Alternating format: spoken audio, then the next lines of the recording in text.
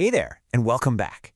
Today, we're pulling back the curtain on the C-suite. We're going to look at the exact numbers CEOs use to make those massive billion-dollar bets.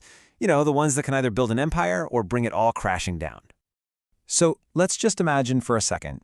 You're a company and you've got $1 billion burning a hole in your pocket. What's the move?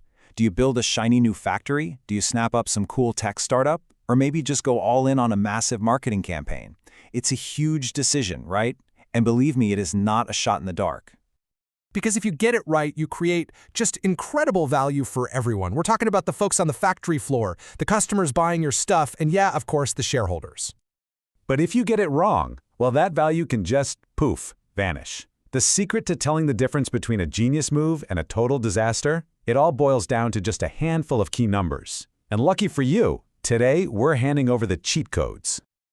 Okay, let's dive in. The very first question, the one a company has to answer before a single dollar leaves the bank, is this: what's our hurdle rate? Or, to put it simply, what's the absolute minimum we need to earn to even make this thing worth our time?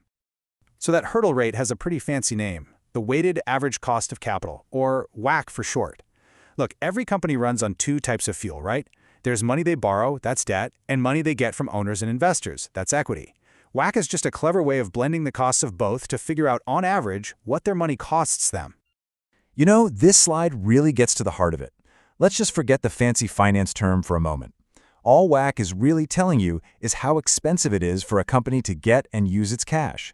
It's like every dollar they have comes with its own little price tag. Okay, so for the company we're looking at in our source material, they run all the numbers and boom, their WACC is 11.8%. This is the magic number. It is their official hurdle rate. It is the line in the sand they cannot cross. And the rule here is incredibly simple, but so powerful. If any project is going to make more than 11.8%, it's a green light. Go for it, it creates value. But if it's going to make less, it's a hard stop. That project actually destroys value. So you've got a firm in Lagos looking at a project that's promising a 13% return? That clears the hurdle, no problem. That's a winner, right there. All right, so we've got our hurdle rate, we know the number to beat. The question now is, how do you actually measure what a project is worth to see if it clears that bar? Well, let's bring in the two heavyweights in the world of project evaluation, NPV and IRR. First up in this corner, we have net present value, NPV. The easiest way to think about NPV is just the total jackpot. What it does is it takes all the money a project is going to make in the future, pulls it back into today's dollars, because a dollar today is worth more than a dollar tomorrow, and then you subtract what you paid to start it. If that final number is positive, bam, you've got a winner. And in the other corner, you have the internal rate of return, or IRR. Now this is a totally different animal. IRR doesn't give you a big dollar number. Nope, it gives you a percentage. It's basically the project's expected rate of return each year. And the decision rule here is super simple. Is the IRR higher than our WACC, our 11.8% hurdle? If yes, it's a go. So this really boils it down, doesn't it? NPV is all about the total value you get. Think a big dollar sign. IRR, on the other hand, is all about the rate of return. Think a percentage sign. Dollars versus percent. That's the key difference. Okay, let's put these two side by side and really dig in. Now, both of them are smart. They both understand that money today is more valuable than money tomorrow, which is absolutely critical. But check out this key difference right here. NPV actually considers the size of the project. IRR doesn't. And that little detail? Oh, it's about to become a very big deal. So far, so good, right? Seems pretty straightforward. You just pick a tool, check it against your WACC, and you're golden. But what happens when your two most trusted tools give you completely different answers? This, right here, is where things get tricky. This is where billion-dollar mistakes can be made.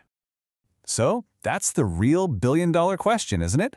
What on earth do you do when your numbers disagree? When one says go left and the other screams go right? Who do you listen to? Okay, look at this classic scenario. You've got two projects, but you can only pick one. Project A gives you a massive $15 million NPV with a respectable 14% IRR. Not bad. But then there's Project B. Its NPV is smaller, only $9 million, but whoa, look at that IRR, a whopping 20%. So you've got IRR screaming in your ear, take Project B, that return is amazing. But NPV is calmly saying, hold on, Project A creates way more actual money. All right, time to settle the debate. In this fight between total dollars and a high percentage, there is a clear, undisputed champion in corporate finance.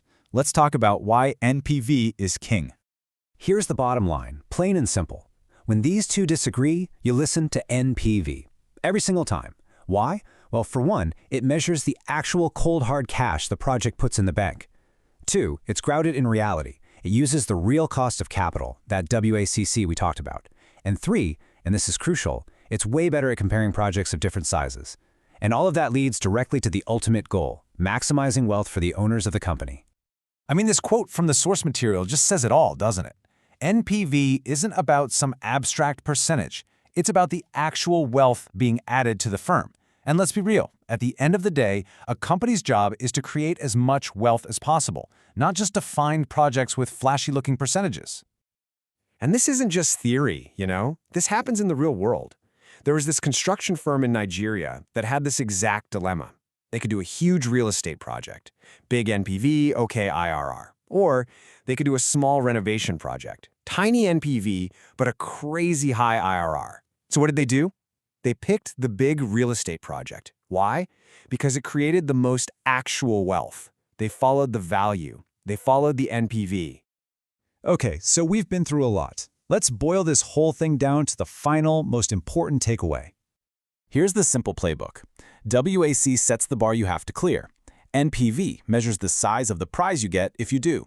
And if you're ever stuck, when in doubt, just follow the value. It's that simple. Follow the NPV. So, the next time you see in the news that some big company is announcing a huge new project, building a factory, buying another company, you'll know exactly what to look for. You'll know that the real story isn't just some flashy percentage. It's about the real, tangible dollar value that project is supposed to create. And now, you know the secret.